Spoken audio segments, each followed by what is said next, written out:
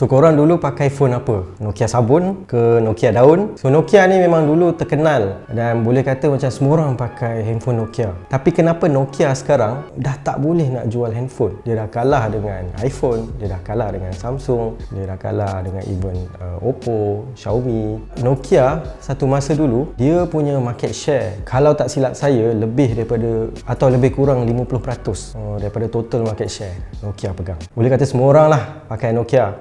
Antara model yang paling terkenal yang saya ingat 3310. So Nokia basically sebenarnya kenapa dia tak boleh nak jual, sebenarnya dia bukan tak boleh nak jual handphone, dia tak boleh nak jual smartphone. Sebab waktu awal-awal smartphone punya generation keluar dulu, kita start dengan macam brand macam BlackBerry. Maka dia ada app-app dia dalam tu. Lepas tu keluar iPhone, lepas tu keluar operating system Android daripada Google. So waktu awal-awal Android keluar dulu, Nokia dia tak nak guna Android. So itu adalah antara punca terbesar kenapa Nokia sekarang dia tak boleh nak jual smartphone. Sebab waktu tu siapa yang paling cepat dalam dia punya operating system macam Android dengan iOS, paling banyak apps dalam dia punya App Store, dia menang. So waktu tu iPhone berlumba dengan Android. Tapi Nokia basically waktu tu dia punya organisasi dalaman, orang-orang lama dia mungkin dah selesa menjual handphone Nokia. So dia kata tak apa, dia boleh masih gunakan dia punya OS tu, Symbian OS, Nokia punya sendiri. Tapi problem dengan Symbian ni, dia tak ada update untuk semua handphone dia pada satu masa. Maknanya satu model pakai satu jenis Symbian punya generation. Keluar model baru, dia terpaksa guna Symbian yang berbeza. So Symbian tu dia tak fleksibel. So daripada situ sama ada dia nak jump gunakan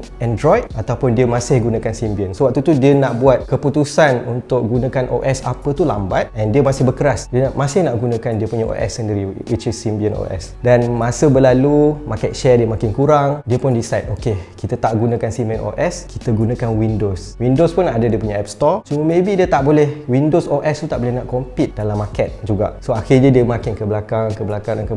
Kalau tak silap saya, mungkin dia pernah je gunakan Android, tapi waktu tu dia dah terlambat, dia dah hilang banyak market share dan akhirnya dia tak boleh nak jual handphone macam mana zaman kegemilangan Nokia dulu. Tapi somehow ada orang pernah tanya saya, kalau kita bina brand yang kuat, tapi brand yang kuat macam Nokia pun boleh kalah dalam market, kenapa? So bagi saya, brand Nokia ni, yes, brand dia sangat kuat. Sebab kalau tanya semua orang tahu Nokia. Oh dulu handphone yang balik anjing boleh mati. Ramai orang yang start hidup dia kenal handphone ni melalui Nokia. Cuma dari segi business decision dia, macam mana dia dalam organisasi tu tak nak berubah, tak nak cepat adapt dengan market, so dia terlambat untuk jump ataupun innovate dalam dia punya brand. Tapi brand Nokia ni bukan nak kata dia ni dah tak boleh buat bisnes, sebab brand Nokia masih lagi hidup dan memang diorang punya revenue kalau tahun 2022 lebih kurang 25 bilion. So mana kata Nokia masih buat duit, cuma dia tak boleh buat duit melalui menjual handphone. Tapi dia punya direction dah berbeza, dia punya business model dah berbeza, cuma dia masih gunakan dia punya expertise